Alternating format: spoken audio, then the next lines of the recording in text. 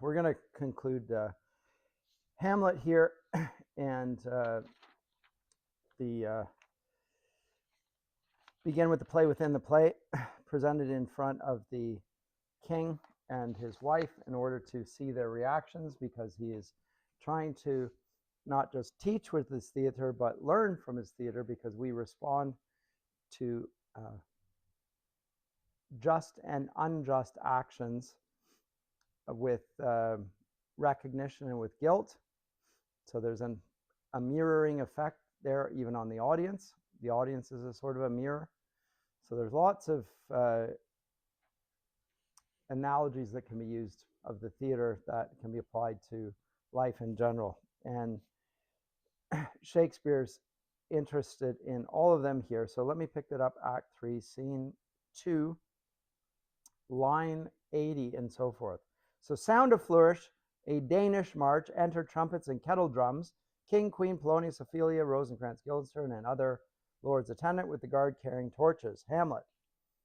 They are coming to the play. I must be idle. Get you a place. How fares our cousin Hamlet, says the king. Excellent in faith, and of the chameleon's dish. I eat the air, promise cram. You cannot feed capons so. I have nothing with this answer, Hamlet. These words are not mine. No, nor mine now. And then to Polonius, my lord, you played once in the university, you say? That did I, my lord, and was accounted a good actor. What did you enact? I did enact Julius Caesar. I was killed in the Capitol. Brutus killed me. It was a brute part of him to kill so capital a calf there. Be the players ready. Aye, my lord, said Rosencrantz, they stay upon your patience. And then the queen, come hither, my dear Hamlet, sit by me. No, good mother, there's metal more attractive, and then lies down at Ophelia's feet. To the king, Polonius says, oh, do you mark that? Lady, shall I lie in your lap, said Hamlet. No, my lord, I mean my head upon your lap. Aye, my lord. The first was a little bit rude. Do you think I meant country matters? I think nothing, my lord. That's a fair thought to lie between maids' legs. What is, my lord? Nothing. You are merry, my lord. Who, I? Aye, my lord. Hamlet, oh God, your only jig-maker. What should a man do but be merry? For look you how cheerfully my mother looks, and my father died within 2 hours. Nay, 'tis twice 2 months, my lord, said Ophelia. So long? Nay, then let the devil wear black, for I'll have a suit of sables. Oh, heavens, die 2 months ago, and not forgotten yet. Then there's hope a great man's memory may outlive his life half a year. But by Our Lady, I must build churches then, or else shall I suffer not thinking on, for with the hobby horse whose epitaph it is, for oh, the hobby horse is forgot. And then the trumpet sounds, and then the dumb show. Now, a dumb show is just, our dumb theater is mutes. They're, what do we call this? Miming. Yeah. So it's a mime theater. I'm not a big fan of mime, but whatever. That's what it is. So enter king and a queen, very lovingly, the queen embracing him, and he her. She kneels, makes show of protestation unto him. He takes her up and declines his head upon her neck. He lies down upon a bank of flowers. She, seeing him asleep, leaves him. Anon comes in another man, takes off his crown, kisses it, pours poison in the sleeper's ear, and leaves him. The queen returns, finds the king dead, makes passionate action. The poisoner, with some 3 or 4 mutes, come in again, seem to condole with her. The dead body is carried away. The poisoner woos the queen with gifts. She seems harsh and unwilling a while, but in the end accepts love. And Exeunt. And Ophelia. What means this, my lord? Marry this milching malleco, it means mischief. Belike the show imports the argument of the play. So first they go through all the scenes that are about to ensue. And then the players will speak. We shall know by this fellow. The players cannot keep counsel. They'll tell all. Will it tell us what this show meant? I or any show that you will show him. But be not you ashamed to show, he'll not shame to tell you what it means. You are not. I'll mark the play. For us and for our tragedy, here stooping to your clemency, we beg your hearing patiently. Is this a prologue or the poesy of a ring? 'Tis brief, my lord, as woman's love. Enter the two players. Okay, so then the two of them put on a stage, a play, and they show the very thing that has been demonstrated in the dumb show, and Hamlet interjects at 2:23, which gives a faith, or the queen says at this, nor earth to me give food, nor heaven light, sport and repose lock me from day and night. To desperation turn my trust and hope, and anchor's cheer and prison be my scope. Each opposite that blanks the face of joy, meet what I would have well and it destroy. Both here and hence pursuing me lasting strife, if once a widow, ever I be wife. And then Hamlet, so enraptured with the performance and what it connotes with respect to his mother and his uncle, if she should break it now, and then the player king, 'tis deeply sworn, sweet, leave me here a while, my spirits go ill. So, and then as she carries on, then Hamlet asks his mother, Hamlet, madam, how like you this play? The lady doth protest too much, methinks. Oh, but she'll keep her word. Have you heard the argument? Is there no offense in it? No, they do but jest. Poison in jest. No offense in the world. What do you call the play? The Mousetrap. Mary, how? Tropically, it's a trope. The play is the image of a murder done in Vienna. Gonzago is the duke's name, his wife, Baptista. You shall see anon. 'Tis a knavish piece of work, but what of that? Your majesty, and we that have free souls, it touches us not. Let the galled jade winch, our withers are unwrung. And now here, this is one Lucianus, nephew to the king. Here it's good as a chorus, my lord. I could interpret between you and your love if I could see the puppets dallying. You are keen, my lord, you are keen. It would cost you a groaning to take off mine edge. Still better and worse. So he's making all sorts of sexual puns. And she's understanding and laughing with him. So he's in good spirits and whatever. Still better and worse. So you mistake your husbands. Begin, murder. Leave my damnable faces and begin. Come, the croaking raven doth bellow for revenge. Thoughts black, hands apt, drugs fit, and time agreeing, confederate season, else no creature seeing, thou mixture rank of midnight weeds collected, with Hecate's band thrice blasted, thrice infected. Thy natural magic and dire property unwholesome life usurps immediately, pours the poison in's ears. And then Hamlet poisons him in the garden for his estate. His name's Gonzago. The story is extant and written in very choice Italian. You shall see anon how the murderer gets the love of Gonzago's wife. The king rises, says Ophelia, not the king in the play, the king here on stage. He gets up at this point when the poisoning is poured in the ear. What? Frighted with false fire? And then the queen, how fares my lord? Give o'er the play. Give me some light. Away! Lights, lights, lights, says Polonius. And everyone goes out except Hamlet and Horatio. Why? Let the stricken deer go weep. The heart ungalled play, for some must watch while some must sleep. Thus runs the world away. Would not this, sir, and a forest of feathers, if the rest of my fortunes turn Turk with me, with 2 provincial roses on my raised shoes, get me a fellowship and a cry of players? Half a share. A whole one.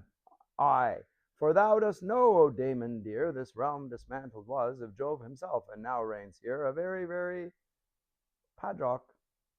You might have rhymed. Oh, good Horatio, I'll take the ghost's word for £1,000. Didst perceive? Very well, my lord. Upon the talk of the poisoning, I did very well note him.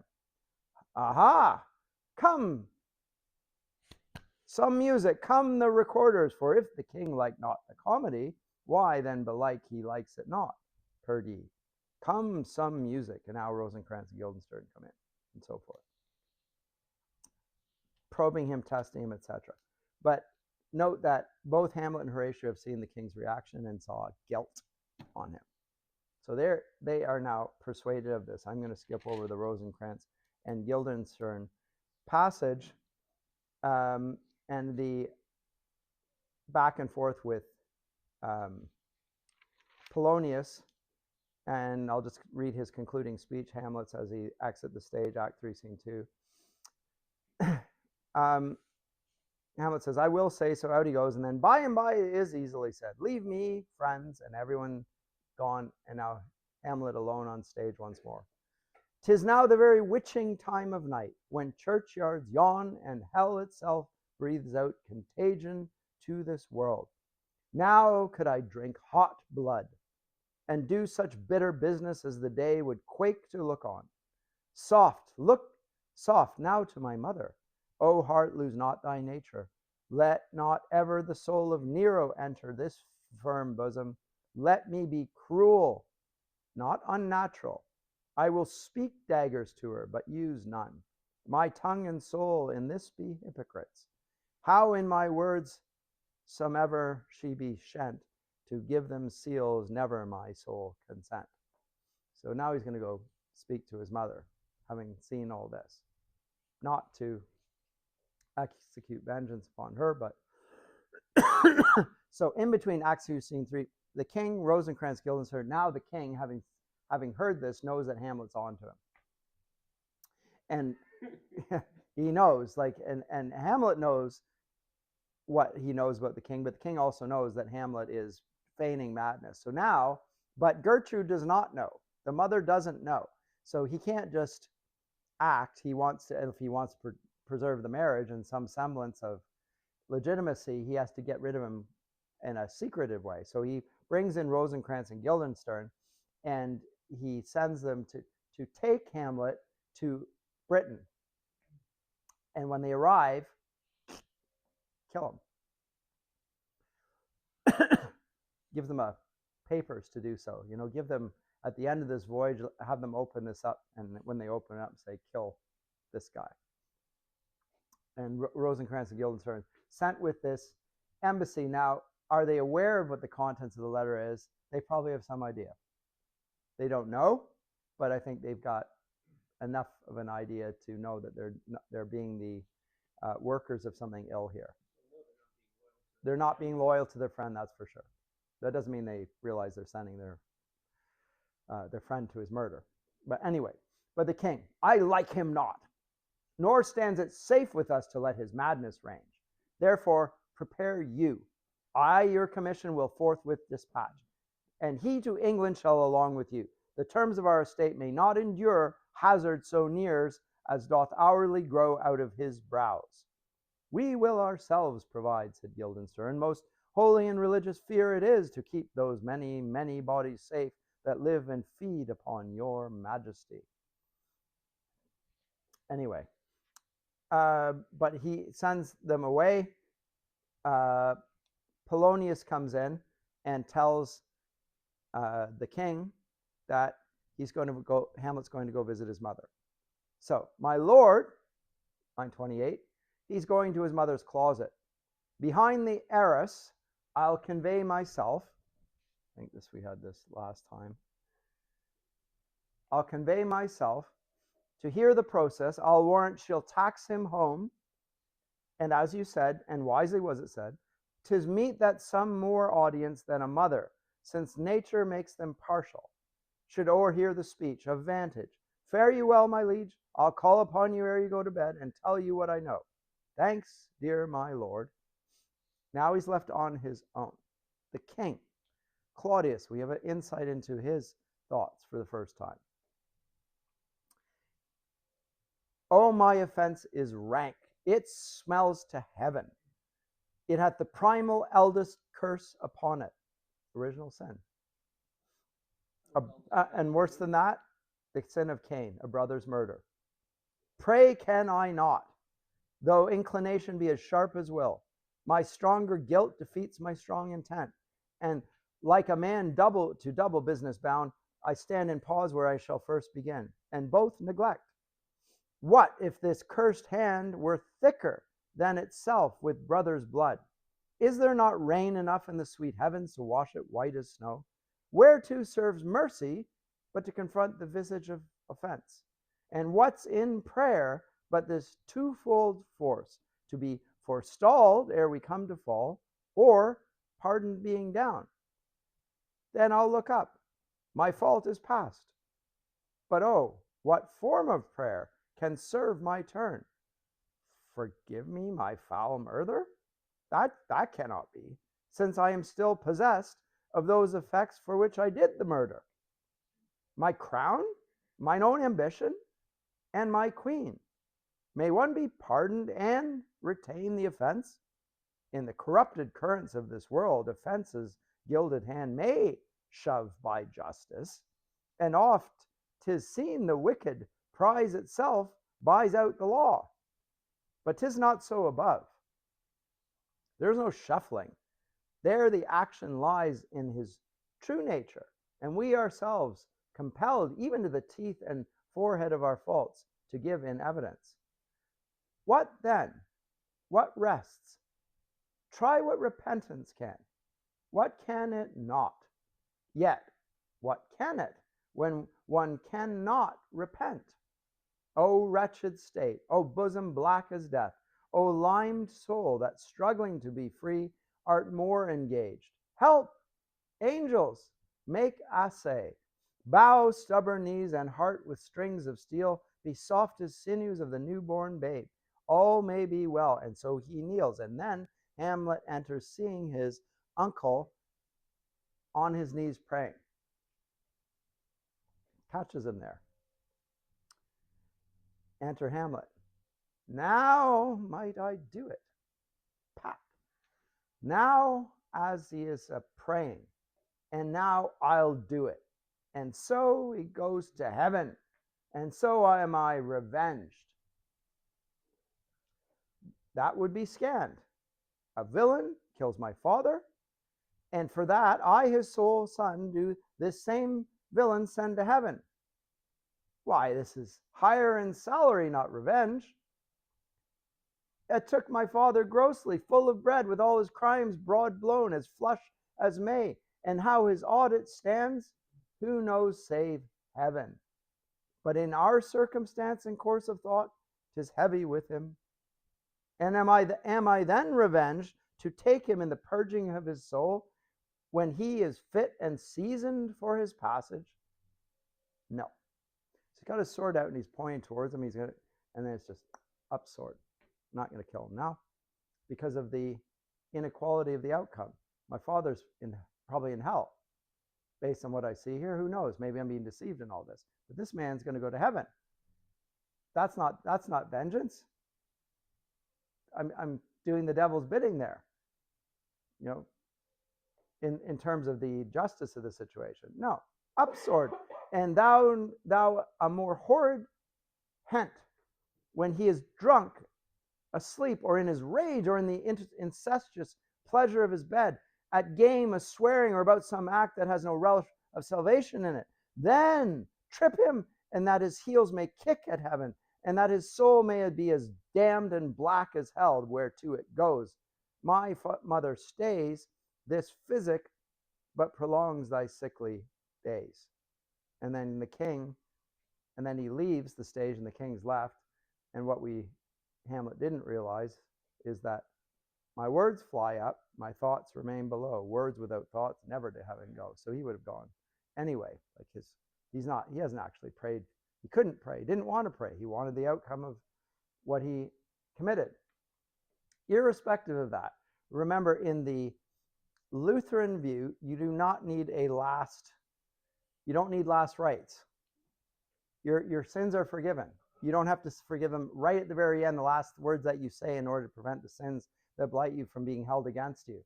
Hamlet is thinking like a Catholic at this point, because his theology's been all thrown out of whack by what he's seen with his father's ghost. He doesn't even know what to think now. But he's talking and meditating as a Catholic would. He's gone to a place where he was not ready to go when he died. And therefore, accordingly, he's going to treat his uncle in the same way. Anyway, scene 4. Queen, Gertrude, and Polonius. This is the scene with the heiress. And the intent is for him to overhear the discussion between Hamlet and his mother. And so Hamlet enters in Act 3, Scene 4, line 7. Now, mother, what's the matter? Hamlet, thou hast thy father much offended. Mother, you have my father much offended. Come, come, you answer with an idle tongue. Go, go, you question with a wicked tongue. Why, how now, Hamlet? What's the matter now? Have you forgot me? No, by the rood, not so. You are the queen, your husband's brother's wife, and would it were not so, you are my mother. Nay, then I'll set those to you that can speak. Come, come, and sit you down. You shall not budge. You go not till I set you up a glass where you may see the inmost part of you. What's the glass here they're talking about? A mirror. The mirror up to nature. He's going to get her and he's going to talk to her and he's going to see, so she sees herself. Because she at the moment acts as if she has no self-awareness whatsoever. She's just acting without knowledge. What wilt thou do? Thou wilt not murder me. Help, ho! Polonius behind. What? Ho, help! And then Hamlet draws, how now, a rat? Dead for a ducat, dead. Draws a sword, sticks it through, kills him.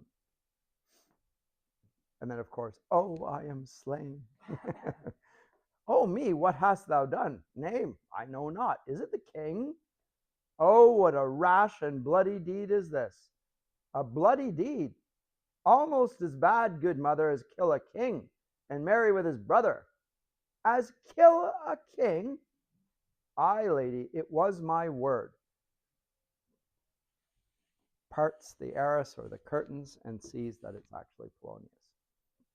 Thou wretched, rash, intruding fool, farewell. I took thee for thy better. Take thy fortune.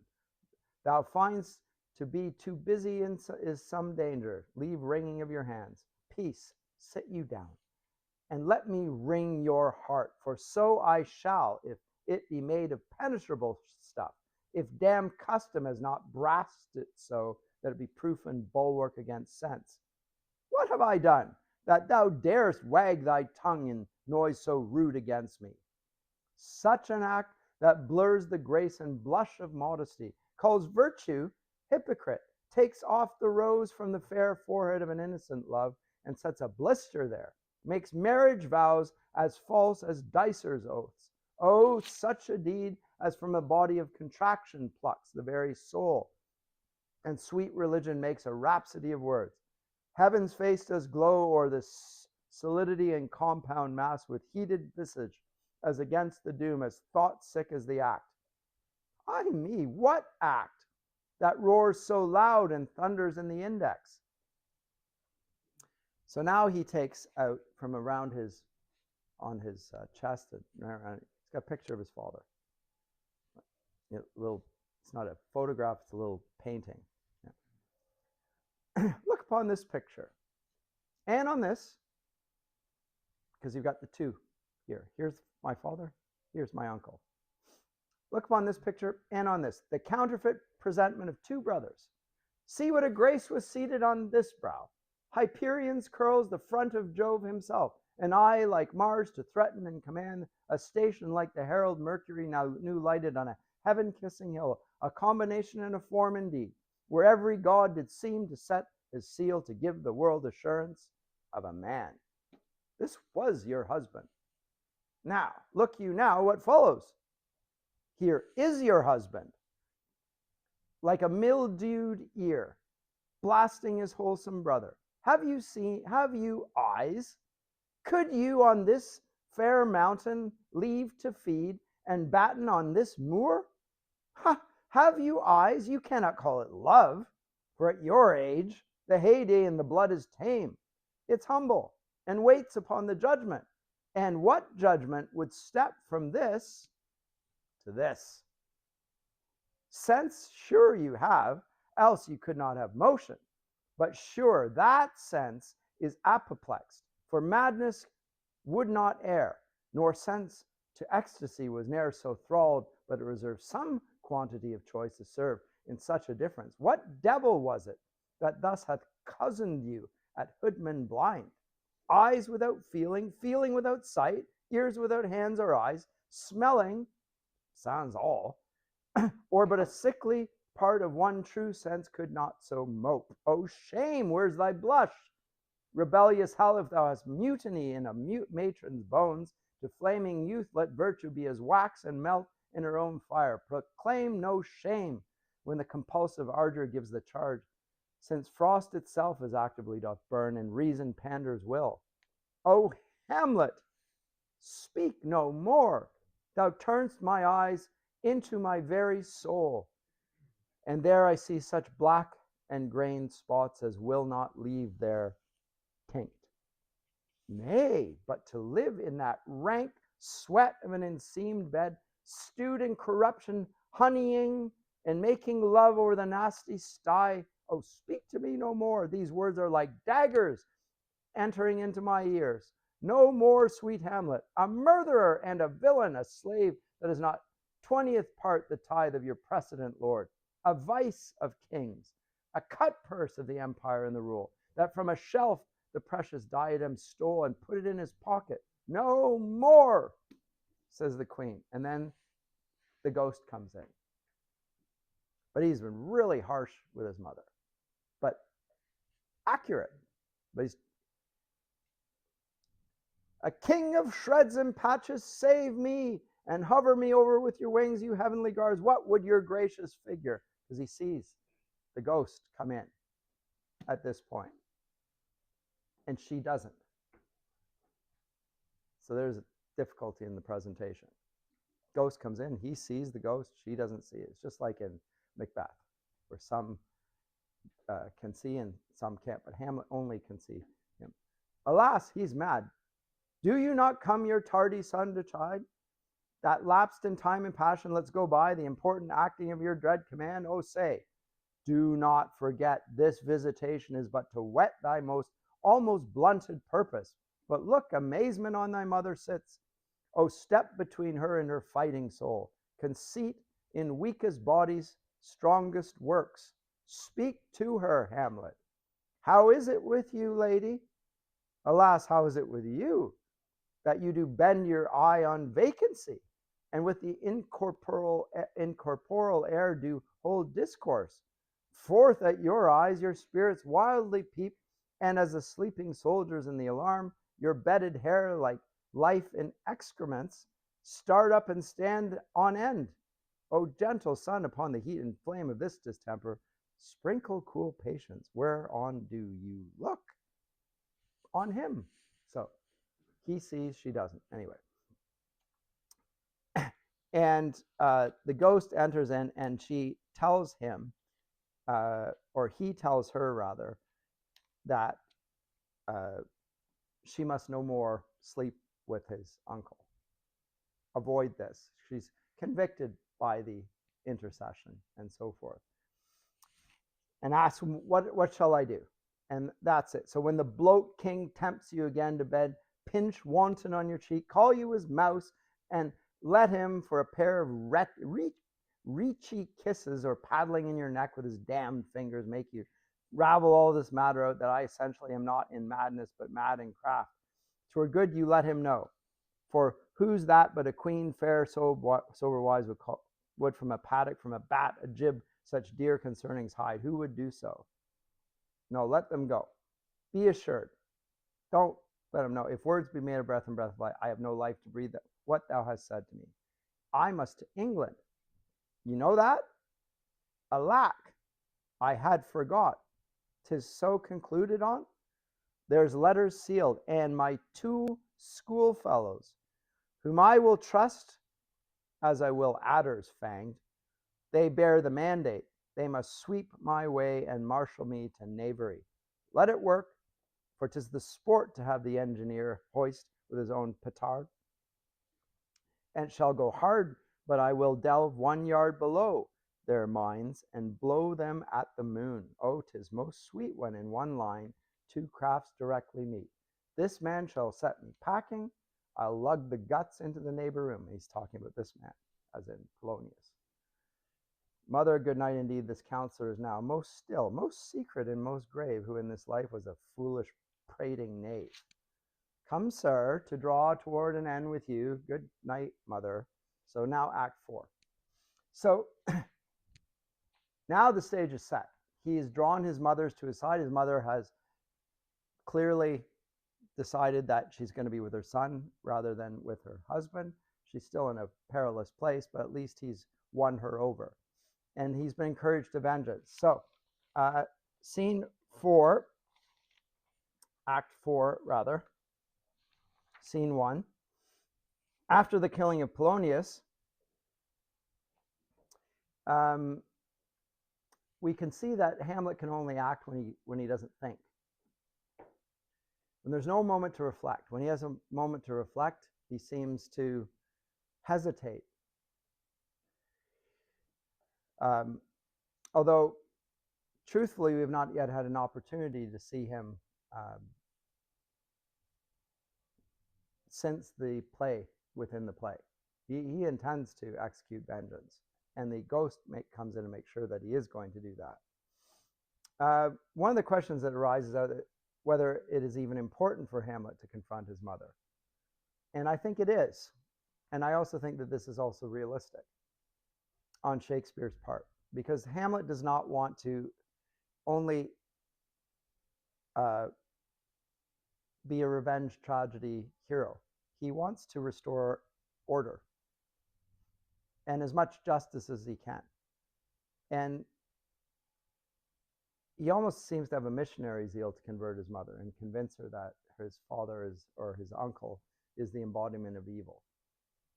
It helps Hamlet even, because he believes it, but he needs her to also believe it. And it's partly for his own purposes here. So he's externalizing his sentiments that were there in his very first soliloquies and externalizing them. And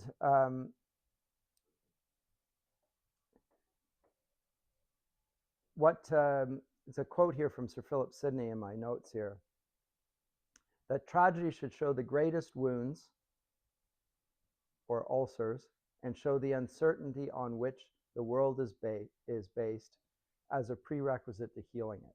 So first you show how bad things are, and then here's the remedy, here's the cure. And Hamlet seems to be doing that. So it is a little bit like an act of confession as well. You can't move forward until everything is out. And as Hamlet's uncle confesses, he can't truly confess unless he gives up all of the things that he's gained from it, which means his wife, the crown, the kingdom. If he confesses all of that and gives up that, then that's repentance, and then his soul can be saved. Does he want to do that? No, he's not willing to do that. So he knows his path.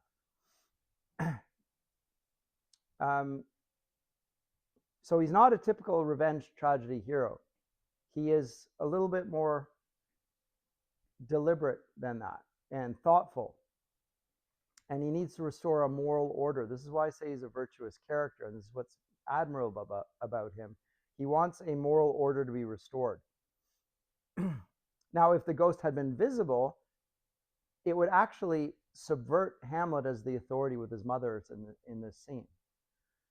She would be, well, the father says it, but she's listening to her son now, and her son is exerting a moral authority that is going to be potentially salvific for the purposes. We're hopeful that Hamlet will solve the problem and rectify the injustice, that he will be the instrument. Remember, this is, and then there could be it could be a comedy. He could marry whoever he wills at this point. He could marry Ophelia, because he's the instrument of justice coming in to rectify the injustice, right? We don't need the ghost here to intervene, because then it takes the moral authority out of Hamlet's hands. And but Hamlet's gained confidence by the fact that his mother believes him and has recognized the truth of his accusations, and so he's slowly restoring the moral order, and we're hopeful for him, and that increases the sense of tragedy that will come when Hamlet is slain. And he does at this point reassert a belief in a higher power and himself to be an instrument thereof. So 172 I have in my notes, but I don't know where the 172 would be. Is this from? I don't think it's there. I don't know where I've got that note. I don't have the, I just have 172. Oh, it's Act 3, Scene 4. Okay, it's back there. Never mind. Let me look briefly at the interaction between Laertes. So now Laertes comes back. Why is Laertes back? Because his father's been slain. So he returns, and he returns very angry. Why? Because Hamlet's killed his father. So now we have 3 young men, all whose fathers have been killed. We have Hamlet, of course, we have Laertes, and we have young Fortinbras. So all 3 of them, and they will be foils for one another. We'll explore the different ways in which they act in accordance with this. All of them are, in some sense, admirable. But there are degrees of admirable qualities about them. Laertes wants vengeance, and he's not a bad character. He's willing to be the executor of the king's vengeance here, and he doesn't, but he wants a fair fight. He goes along with the poisoning and repents of it in the end. But in his anger, he commits an evil act. It's not just justice, he poisons the edge of the sword and so forth. Hamlet, for his part, is trying to do the right thing and is killed in the process, and then Fortinbras comes in and executes vengeance entirely, so he ends up being the instrument of justice in the whole play. But let's look at scene 5. So Horatio, Gertrude, and a gentleman, and the queen, when she's told that Ophelia wants to speak to her, refuses. Act 3, Scene 5, or Act 4, Scene 5. I will not speak with her. She is importunate, indeed distract. Her mood will needs be pitied. What would she have? She speaks much of her father. Says she fears there's tricks in the world, and hems and beats her heart, spurns enviously at straws, speaks things in doubt that carry but half sense. Her speech is nothing.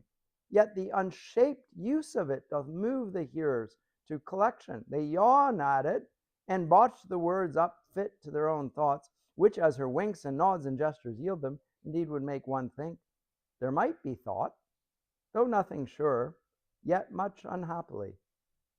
Horatio, to her good she were spoken with, for she may strew dangerous conjectures in ill-breeding minds. And the queen thinks about it and says, okay, let her come in.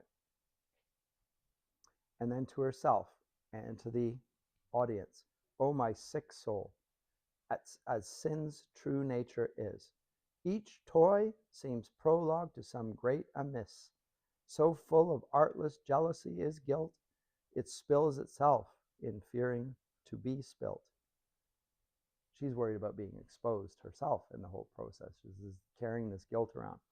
Ophelia comes in with her hair down, playing on a lute. Okay, the hair down is a sign of madness. Just like the clothing can be a sign of madness, but the hair blowing in the wind even more so. But here, the fact that her hair is now not rightly ordered shows that she's let nature overcome her passions and overrule her reason. That's what's represented by this. And then Ophelia, where is the beauteous majesty of Denmark? How now, Ophelia? How should I your true love know from another one by his cockle hat and staff and his sandal shoon? Alas, sweet lady, what imports this song? Say you, pray you, Mark, etc. So we will see her and she just acts mad. And the king comes in at this point, and at the end of all that, asks, how long has she been thus? And then give her clothes, give her watch. And then at the end of that, when Horatio's gone, the king's comment on Ophelia. Oh, this is the poison of deep grief. It springs all from her father's death. And now, behold, oh, Gertrude, Gertrude, when sorrows come, they come not single spies, but in battalions. First, her father slain. Next, your son gone. And he, most violent author of his own just removed. The people, muddied, thick and unwholesome in their thoughts and whispers, for good Polonius's death, and we have done but greenly in hugger-mugger to inter him. Poor Ophelia, divided from herself and her fair judgment, without the which we are pictures, or mere beasts. If we don't have fair judgment, we're just beasts. Last, and as much containing as all these, her brother is in secret come from France, feeds on this wonder, keeps himself in clouds, and wants not buzzers to infect his ear with pestilent speeches of his father's death, wherein necessity of matter beggared will nothing stick our person to arraign in ear or ear. Oh, my dear Gertrude, this, like to a murdering piece, in many places gives me superfluous death. And then the noise. And what is the noise? Laertes comes in. And he comes in with others, and he wants blood. The doors are broke, said the king. Where is this king? Sir, stand you all without. No, let's come in. I pray you, give me leave. We will. I thank you. Keep the door. All of Laertes' followers stay outside. Oh, thou vile king, give me my father. Calmly, good Laertes, says the queen. That drop of blood that's calm proclaims me bastard, cries cuckold to my father, brands the harlot, even here between the chaste unsmirched brow of my true mother. What's the cause, Laertes, that thy rebellion looks so giant-like? Let him go, Gertrude, do not fear our person. There's such divinity doth hedge a king that treason can but peep to what it would, acts little of his will. Tell me, Laertes, why thou art thus incensed. Let him go, Gertrude. Speak, man. Where is my father? Dead. But not by him. Let him demand his fill. How came he dead? I'll not be juggled with. To hell allegiance, vows to the blackest devil, conscience and grace to the profoundest hit. I dare damnation. To this point I stand, that both the worlds I give to negligence, let come what comes, only I'll be revenged most thoroughly for my father. So he's the revenge tragedy hero right in front of you. Right, quick, ready to do it. Who shall stay you? My will, not all the world's. And for my means I'll husband them so well they shall go far with little.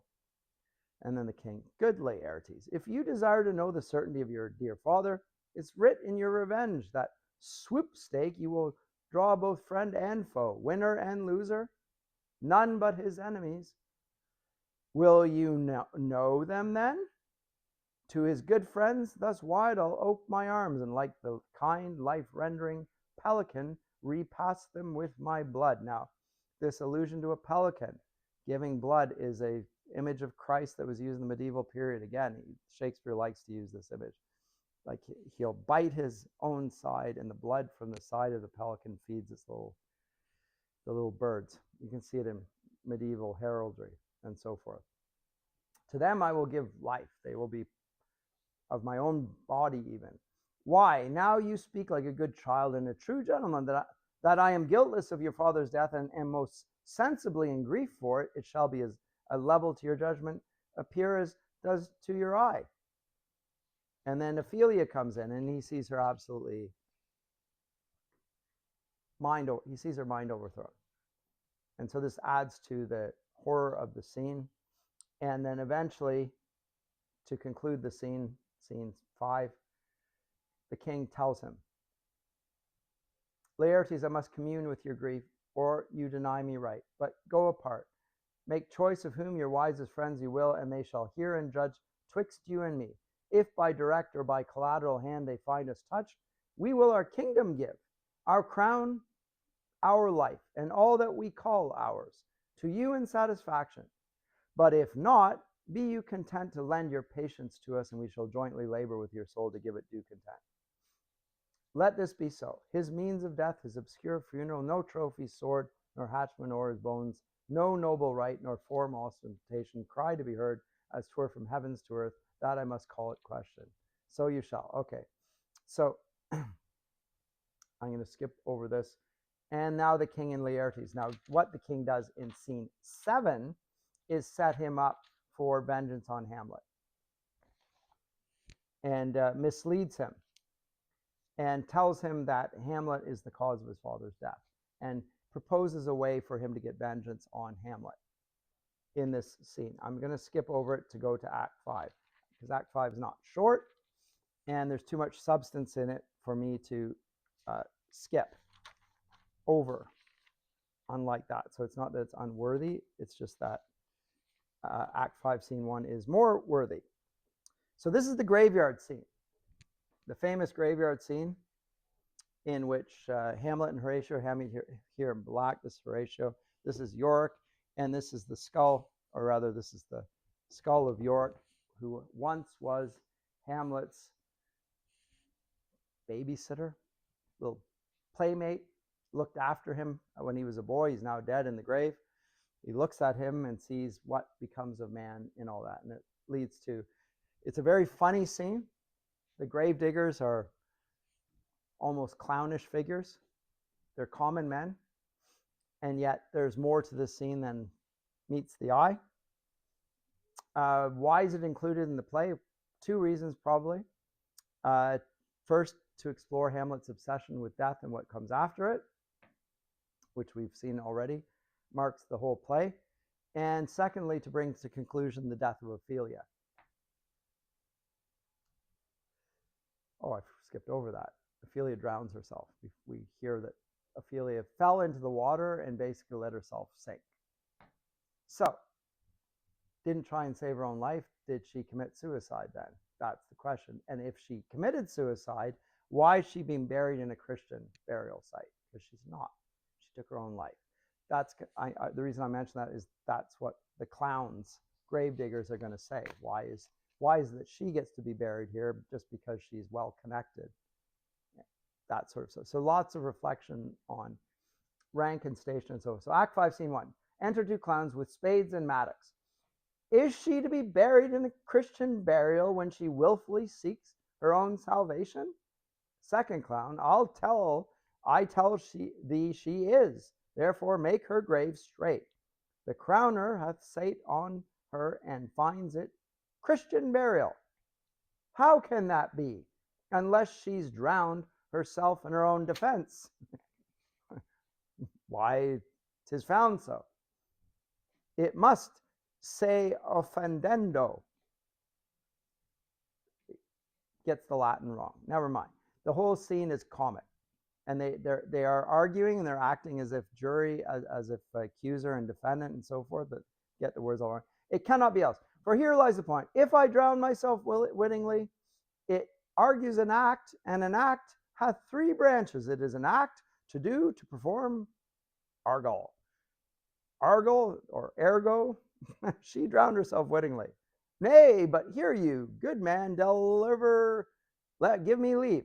Here lies the water. Good. Here lies the man. Good. If the man go to this water and drown himself, it is will he, nil he goes, mark you that. But if the water come to him and drown him, he drowns not himself. Argal, he that is not guilty of his own death shortens not his own life. But is this law? Aye, marry is it. Crowner's quest law. Will you have the truth of it? If this had not been a gentlewoman, she would have been buried out of a Christian burial. She would never have been buried this way. Why, there thou sayest, and the more pity that great folk should have countenance in this world to drown or hang themselves, more than they're even Christian. Come, my spade, there is no ancient gentleman, but gardeners, ditchers, and grave makers. They hold up Adam's profession. Was he a gentleman? And was the first that ever bore arms? Why, he had none. What, art a heathen? How dost thou understand the scripture? The scripture says Adam digged. Could he dig without arms? I'll put another question to thee. If thou answerest me not to the purpose, confess thyself. Go to. What is he that builds stronger than either the mason, the shipwright, or the carpenter? The gallows maker, for that outlives 1,000 tenants. I like thy wit well in good faith. The gallows does well. But how does it well? It does well to those that do ill, etc. Okay, so now Hamlet and Horatio come in. And they come in, and they're digging, and then Hamlet says, has this fellow no feeling of his business? He sings in grave making. Horatio, custom hath made it in him a property of easiness. 'Tis even so. The hand of little employment hath the daintier sense. But age with his stealing steps, says the clown, hath clawed me in his clutch, and hath shipped me into the land as if I'd never been such. Throws up a shovelful of earth with a skull in it. That skull had a tongue in it and could sing once. How the knave jowls it to the ground as if 'twere Cain's jawbone. That did the first murder. This might be the pate of a politician, which this ass now o'erreaches, one that would circumvent God, might it not? It might, my lord. Or of a courtier, which could say, good morrow, sweet lord, how dost thou, sweet lord? This might be my lord such a one, that praised my lord such a one's horse, when is meant to beg it, might it not? Horatio, aye, my lord. Why, even so, and now my lady worms, chopless, and knocked about the mazzard with a sexton's spade. Here's fine revolution, and we had the trick to see it. Did these bones cost no more the breeding, but to play at loggerts with them? Thine ache to clown on it. Throws up another skull. And there's another. Why not that? Why may not that be the skull of a lawyer? There be the quiddius. Where be his quiddities now? His quilities, his cases, his tenures, and his tricks. Why does he suffer this mad knave now to knock him about the sconce with a dirty shovel, and will not tell him of his action of battery? Huh? This fellow might be in his time a great buyer of land, with his statutes, his recognizance, his fines, his double vouchers, his recoveries.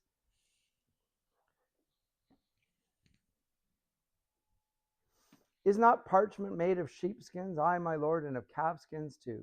They are sheep and calves which seek out assurance. I will speak to this fellow. Whose grave's this, sirrah?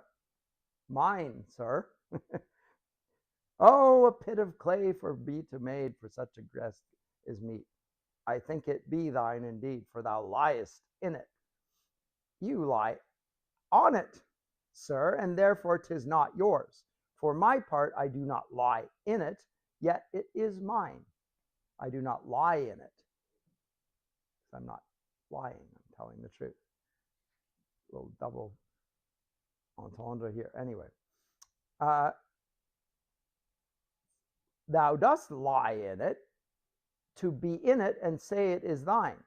For 'tis for the dead, not for the quick. Therefore, thou liest.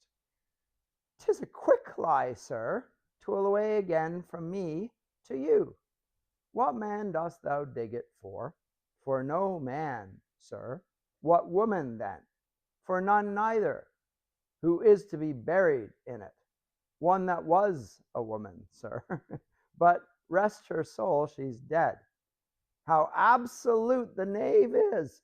We must speak by the card, or equivocation will undo us. By the Lord, Horatio, this 3 years I have looked note of that. I've took note of this. The age is grown so picked that the toe of the peasant comes so near the heel of the courtier. He galls his kite. How long hast thou been grave maker? Of all the days of the year, I came to it that day that our last king Hamlet overcame Fortinbras. How long is that since? Cannot you tell that? Every fool can tell that. It was that very day that young Hamlet was born. He that is mad and sent into England. Aye, Mary, why was he sent into England? Why, because he was mad. He shall recover his wits there, or if he does not, 'tis no great matter there. Why? 'Twill not be seen in them there. There the men be as mad as he. How came he mad? All the English men in the audience laughing. Very strangely, they say. How strangely? Faith, even with losing his wits. Upon what ground? Why, here in Denmark. I have been sexton here, man and boy, 30 years. How long will a man lie in the earth ere he rot? Faith, if he be not rotten before he die, as we will have many pocky corpses, and will scarce hold the laying in it, will last you some 8 year or 9 year. A tanner will last you 9 year. Why he more than another? Why, sir, his hide is so tanned with his trade, they will keep out water a great while, and your water is a sore decayer of your whoreson dead body. There's a skull now hath lying in yon grave 23 years. Whose was it? A whoreson mad fellow it was. Whose do you think it was? Nay, I know not. A pestilence on him for a mad rogue. I poured a flagon of Rhenish on my head once. This same skull, sir, was Sir Yorick's skull, the king's jester. This holds it in his hand. Even that. Alas, poor Yorick, I knew him, Horatio, a fellow of infinite jest, of most excellent fancy. He hath bore me on his back 1,000 times, and now how abhorred in my imagination it is. My gorge rises at it. Here hung those lips that I have kissed, I know not how oft. Where be your jibes now, your gambols, your songs, your flashes of merriment, that were wont to set the table on a roar? Not one now to mock your own grinning. Quite top-fallen. Now get you to my lady's chamber, and tell her, let her paint an inch thick to this favor she must come. Make her laugh at that. Prithee, Horatio, tell me one thing. What's that, my lord? Dost thou think Alexander looked at this fashion in the earth? Even so. And smelt so? Put down the skull. Even so, my lord. To what base uses we may return, Horatio? Why may not imagination trace the noble dust of Alexander till it find a stopping, a bunghole? 'Twere to consider it too curiously to consider so. No, faith, not a jot, but to follow him thither with modesty and enough and likelihood to lead it. Alexander died, Alexander was buried, ere Alexander returneth to dust, the dust is earth, of earth we make loam, and why of that loam whereto he was converted, might they not stop a beer barrel? Anyway, so life is meaningless, etc. Now the king, the queen, Laertes, a doctor of divinity, and others, and now Hamlet and Laertes come. They both jump into the grave together because they are doing so over Ophelia, and they're both two lovers of Ophelia. One loves his sister, one loves the girl that he always loved. That scene ensues. Let me go to Act scene 5, scene 2. And there's just to pick up this one famous speech right at the beginning, Hamlet and Horatio. So much for this, sir, says Hamlet. Now you shall see the other. You do remember all the circumstance, remember from the play within the play. Remember it, my lord. Sir, in my heart there was a kind of fighting that would not let me sleep. Methought I lay worse than mutinies in the bilboes, rashly, and praise be rashness for it. Let us know our indiscretion sometimes serves as well. When our deep plots do pall, and that should learn us, there's a divinity that shapes our ends. Rough hew them how we will. That is most certain. So what has he just articulated?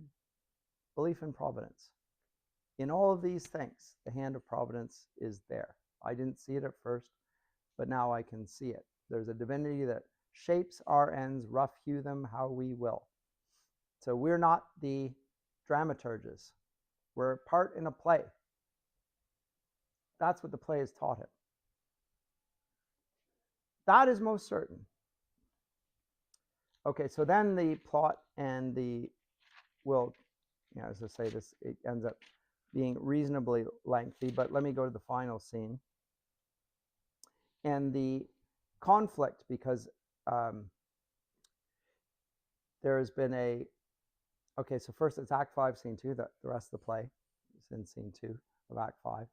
And in this, Laertes is going to fight Hamlet. And unbeknownst to Hamlet, Laertes' sword has been baited with poison, and the end's taken off. Now, if you do fencing, it's extremely sharp, the end. You can run somebody through, so they tend to put a tip on the end so it doesn't do that. You just draw it. But they've taken that. He's taken that off, and he's put poison on it furthermore. So if it cuts him through, then he's going to die simply from just being scratched. And that is the king's wish. And the promise, or the right here is that, and I'll just read it here, because the king announces that he will drink each time to the, or that there will be drinking done each time a blow is struck. So come, Hamlet, come, take this hand from me, puts Laertes' hand into Hamlet's. Give me your pardon, sir, says Hamlet. I have done you wrong. But pardon on it as you are a gentleman. This presence knows, and you must needs have heard, for how I am punished with a sore distraction. What I have done that might your nature, honor, and exception roughly awake, I here proclaim was madness. I didn't intend to kill your father. I was overcome with a fit of madness. Was it Hamlet wronged Laertes? Never Hamlet. If Hamlet from himself be taken away, and when he's not himself does wrong Laertes, then Hamlet does it not. Hamlet denies it. How does it then? His madness. If it be so, Hamlet is of the faction that is wronged. His madness is poor Hamlet's enemy. Sir, in this audience, let my disclaiming from a purposed evil free me so far in your most generous thoughts that I have shot my error o'er the house and hurt my brother. I didn't mean to. Well, I don't think he did. He didn't know it was Polonius. I'm not sure it was madness either. And he can't say that, but what's truthful is it was an inadvertent killing of Polonius. He thought it was Claudius. No, he wasn't, but I think in retrospect he was. He was still, I don't think he was happy with having killed him either. That was not his intent. And then Laertes, I am satisfied in nature, whose motive in this case should stir me most to my revenge. But in my terms of honor, I stand aloof and will no reconcilement till my elder masters of known honor I have a voice and precedent of peace to keep my name ungored. But till that time I do receive your offer, love like love, and will not wrong it. I embrace it freely and will with brothers' wagers frankly play. Let us, the foils, and so the swords come out, the foils, and then come, one for me. I'll be your foil, Laertes. In mine ignorance, your skill shall be like a star in the darkest night, stick fiery off indeed. You mock me, sir. No, by this hand. Give them the foils, young Osric. Okay, cousin Hamlet, you know the wager. Very well, my lord, your grace hath laid the odds against the weaker side. I do not fear it. I have seen you both. But since he is bettered, we have therefore odds. This is too heavy. Let me see another. This likes me well. These foils have all the same length. Aye, my good lord. Okay. And here's the king. Set me the stoups of wine upon that table. If Hamlet give the first or second hit, or quit in answer of the third exchange, let all the battlements their ordinances fire. The king shall drink to Hamlet's better breath, and in the cup and union shall he throw, richer than that which 4 successive kings in Denmark crown have worn. Give me the cups, and let the kettle to the trumpet speak, the trumpet to the cannoneer without, the cannons to the heaven to the earth. Now the king drinks to Hamlet. Come, begin, and the trumpets. And you judges bear a wary eye. Come on, sir. Come, my lord. And then they play, and then Hamlet gets him. 1. No. Judgment? A hit, a very palpable hit, said Osric. Well, again, say, give me drink. Hamlet, this pearl is thine. Drops the pearl in the drink. Drink it. I'll play this bout first. Set it by the while. Again, and then another hit. What say you? A touch. I do confess. Our son shall win, said the king. He's fat and scant of breath. Here, Hamlet, take my napkin, rub thy brows. The king carouses to thy fortune. Queen, rather, Hamlet. Oh, good madam. Gertrude, do not drink. I will, my lord, I pray you, pardon me.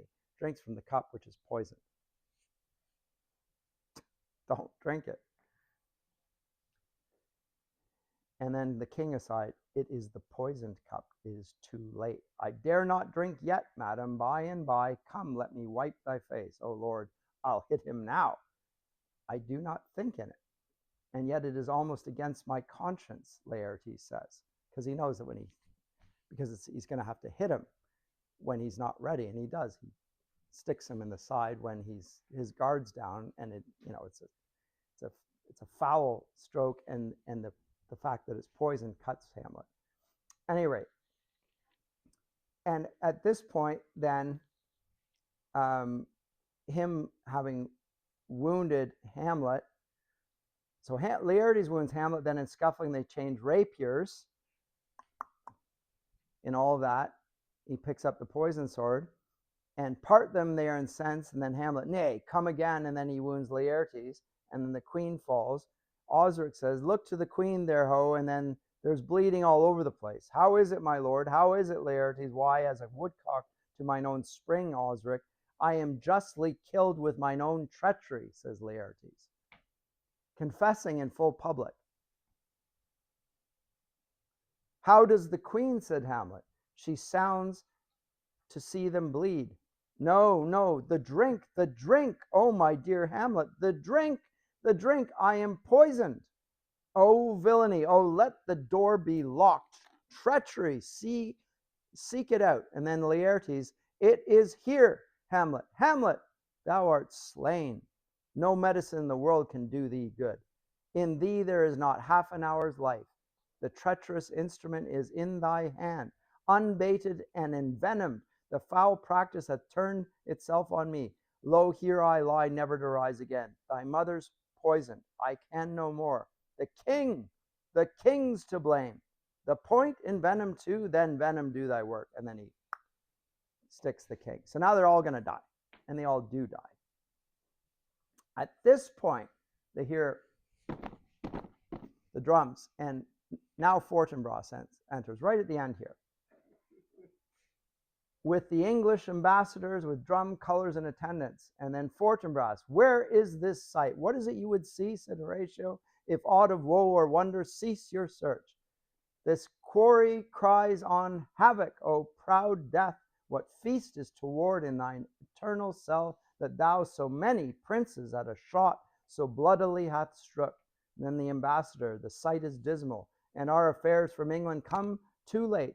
The ears are senseless that should give us bearing to tell him his commandment is fulfilled, that Rosencrantz and Guildenstern are dead. Oops, where should we have our thanks?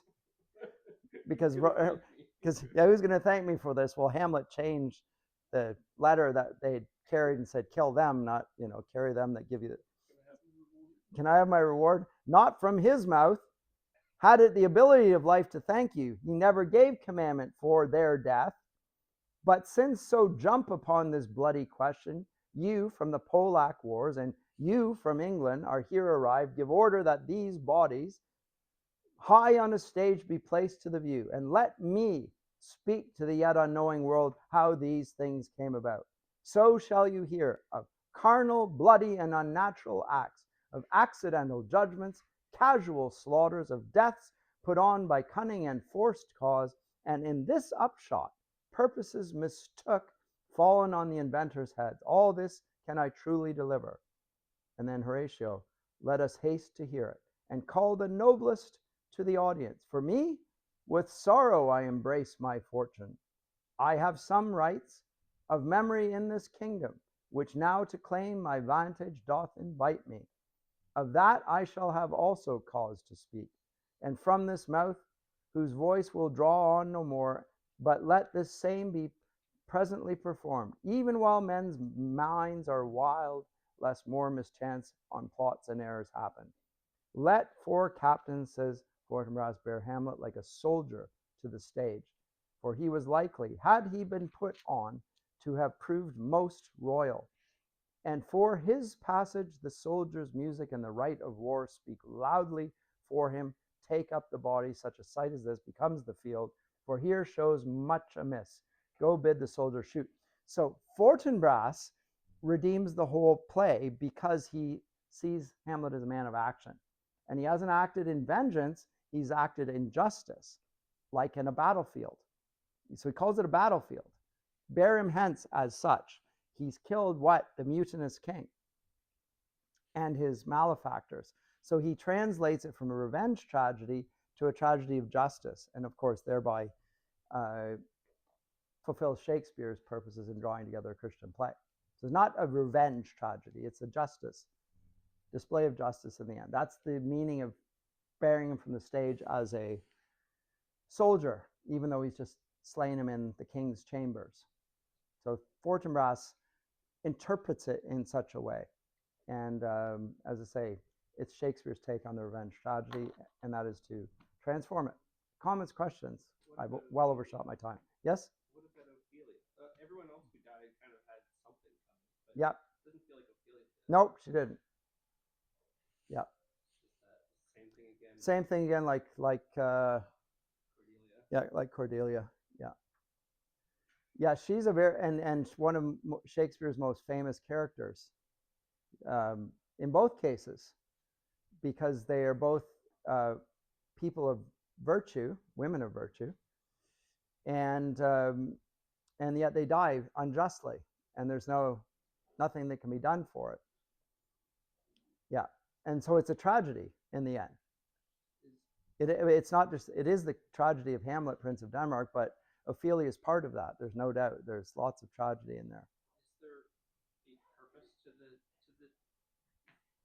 meaningless death? Like, is there a meaning that's just like not apparent to the members of the story? Or well, the purpose is that he in the end has his vengeance, but it's not merely vengeance; it's justice.